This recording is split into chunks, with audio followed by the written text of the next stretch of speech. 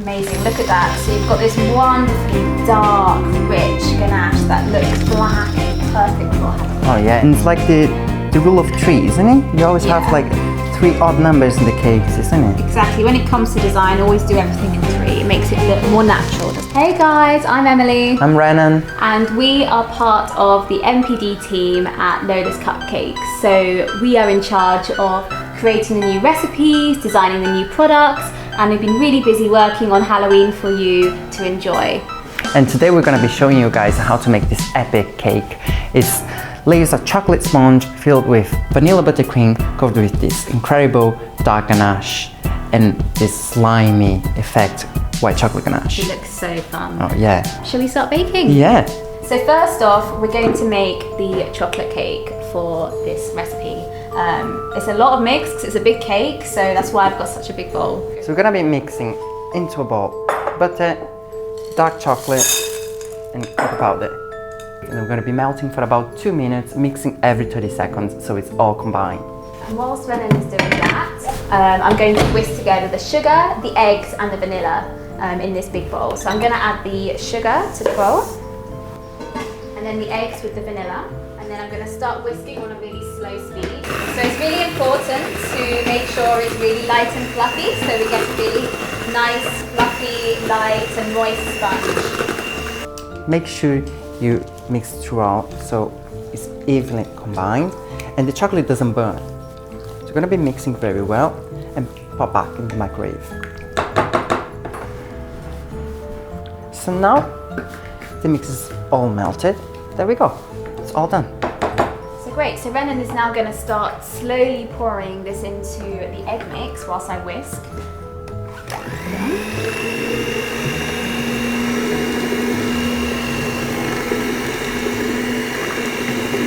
A lot of butter. Oh my gosh, yes. And now we're going to fold in the flour. So we have the flour already sieved and we're just going to add it in here. So I'm going to carefully fold it in, making sure not to overmix. So while Emily is finishing up the cake, I'm going to just prepare the tins. I have here 5 7-inch tins and I'm going to grease with a little bit of soft butter and then I'm going to finish with some baking paper. I think we're ready to go now. I think we're ready to put them in the oven. So we're going to divide the mix between our 5 tins. So you're going to fill it up until 3/4 of the tin. So oh, it looks so good. It does. I wish you guys could smell. It's delicious. Another thing that we forgot to say earlier was to actually turn the oven on. So what we've done is to put the oven on at 160 degrees fan.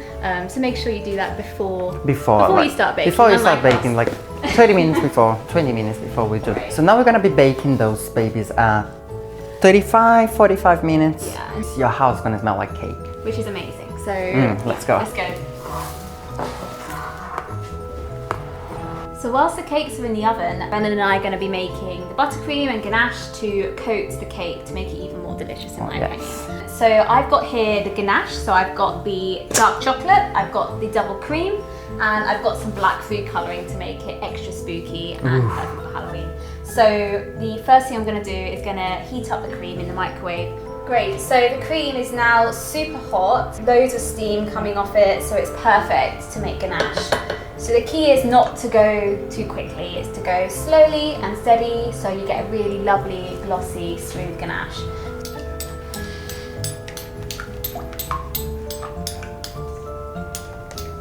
Right, so now it's looking like this. I'm going to add a spoon of this intensely dark food colouring.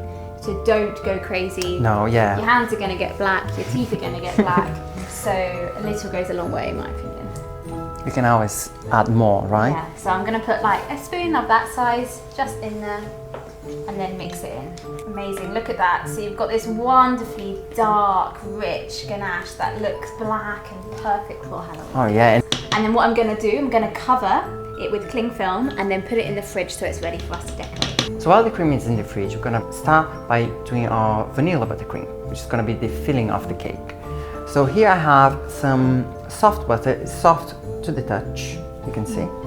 Why is it important to keep it soft, Renan? To whisk it better with icing sugar to incorporate and make it light and silky. Nice. We're going to start by whisking the butter and then slowly adding the icing sugar, setting on it as low as possible, okay? Otherwise, icing sugar everywhere and we don't want that. So once it starts to come like this, you can put the speed up and whisk it until fluff before adding the remaining of the icing sugar. So once we have this pale, fluffy mixture, we're gonna just correct the consistency with some drops of milk. I usually start with 1 teaspoon and then go from there. Also, don't forget to add your vanilla in. So add 1 teaspoon as well. Vanilla, more if you like more. If you don't like vanilla, you don't need it to put it. You could put other flavors in there, can't you? Yes. Like lemon, That's the time. chocolate. That's the time that you're gonna flavor your buttercream. Our buttercream is ready, and now we're gonna separate in 2 bowls and then put some food coloring to our buttercreams. I'm gonna be doing the orange. And I'm gonna be doing the Halloween green. Perfect. So we're gonna just literally start by putting a little bit, just a back of a spoon, a little bit of food coloring into the buttercream and just see if it needs more. With mine, I've got 2 colours. I've got green and yellow to get a really cool slime-like colour. So I'm gonna add both. A little bit more of mine.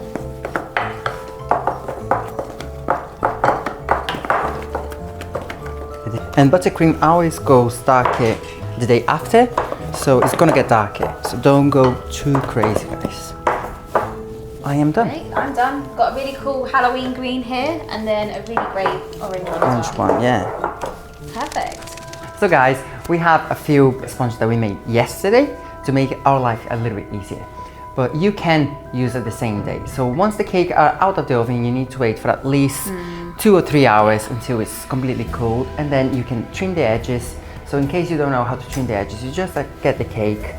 And then this one here is already leveled, but you can just go around with your hand, hold your hand on top of the cake, and with the knife goes all the way, rotating the cake so you get a nice and leveled cake. So now is the fun part. Once your cakes are all leveled, you just need a little bit of buttercream. We just put our buttercream inside the piping bags to make our lives a little bit easier, but you can just put some dollops of buttercream. In this case, we're gonna go 2 layers of each. Then you get another layer of cake, press it down, make sure it's exactly on top of the other cake, green, and then repeat the last cake. Now we are down to finish it off, right? Great. So now we're going to be masking the cake, which is my favourite part. Right. So we're going to do a crumb coat, which is basically doing a very thin layer of buttercream, of ganache actually, and then we're going to let it chill, and then we're going to do the final layer so it'll get a really nice, straight, tall, Beautiful. perfect cake. We've got our turntable, and I've got a bit of wet blue paper so it doesn't move around and it does stick. I've got a palette knife, I've got a super tool scraper, and then a little bowl just for any excess mess for To make it easier, right? Yeah, exactly. Tidy it up. Making sure that it's nice and straight. So I'm going to put the ganache around the cake. So that's them on the top, and then I'm going to go round. I don't need loads at this stage, so I'm just going to kind of go up diagonally all the way around. So with my palette knife, I'm going to bring it round. And then with this scraper, you want to make sure it's completely perpendicular to the stand, and then I'm going to hold it really tightly and go all the way around. At this stage, it doesn't need to be perfect, and it does take a lot of time. And then I'm going to take, because you can see here that I've got a few excess bits and gaps of ganache. You don't want to waste any of this ganache here. In case your cake slides a little bit, you can always push it back with. Exactly. We're now going to put it in the fridge or freezer. Depends how hot it is. Yeah, how hot it is, or how impatient you are. But I'm going to put it in the freezer because I want it nice and Oh yeah, and we are hungry. So now it's time to make some decorations for the cake. So we've got all these little twizzly tentacles that we're going to make. So we've got some modelling paste, which is a little bit further than normal sugar paste, and then we've got our 2 colours which make our Halloween green. So we just want to make sure we knead it so it's a bit soft, so it's easier to colour. Again, little goes a long way, so only a little bit of colour will be okay, really. Just gonna knead a little bit. So it can be a bit of a messy job, this one. So either wear some gloves if you don't like it, or just be prepared to get a little bit dirty with this, get green hands. So what we want to do now is we want to take a small blob ball like that. What I would do, you want to roll it into like a long shape. So I would start with the diagonal arm and go like that and rub together. And then you're going to get kind of a slightly cone-shaped sugar paste. And then you just want to roll it to the length you want. So mine's quite long actually. But what you're going to do now, you've got something long like this, and then you want to just create some really cool shapes with it. That's where you're gonna go creative and do whatever you want, exactly. right? You can just do different curls, you can do different twists. For this cake, you probably use about 9 or so tentacles. So in the perfect world, you do them the day before. So you can do them whenever you're free, because they can last for days, weeks, months, because it's just sugar, so it can last forever in like an airtight container. Yeah. So I would recommend doing them the day before, so they're nice and hard. So like these ones we've made before, that when you hold them, they're completely set. That'll mean you can get some really lovely height and dimension to the cake. So now we're going to do the final mask, which is the one that needs to be really perfect, really sharp. So what I'm going to do, I've got my ganache here. I'm going to pipe big blob on the top. I don't want to go too crazy just yet, because I'd rather add a little bit more, because when you have too much buttercream on the cake, it can kind of just be a bit messy. So I've got my hot palette knife. I'm going to wipe it so there's no excess water, and then I'm going to mask it. So start from the top and then go around the bottom. This will mean that you have plenty of control over the cake. And then now all this excess will go around the sides. So just bring it all the way around sides of the cake. I'm going to use my hot scraper. I can see you can got like excess bits that I've missed, and there's a bit of crumb there, so I'm going to go back and add more ganache. So again, I'm not going to waste any of this excess. I'm going to put this back on. The hot scraper is going to melt the ganache just a little bit, so you can get a lovely and smooth ganache. So for me, I'm happy. I'm happy too, Emily. It's looking nice, it's looking straight.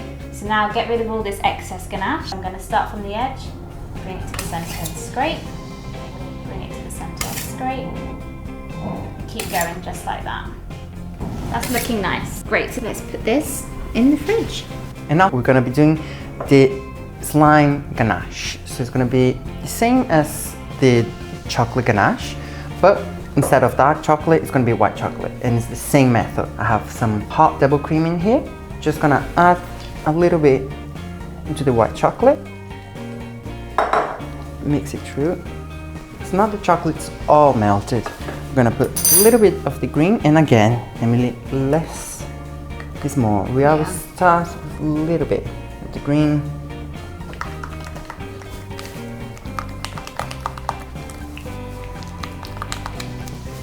And again, once it's completely cold, it's gonna get brighter, okay?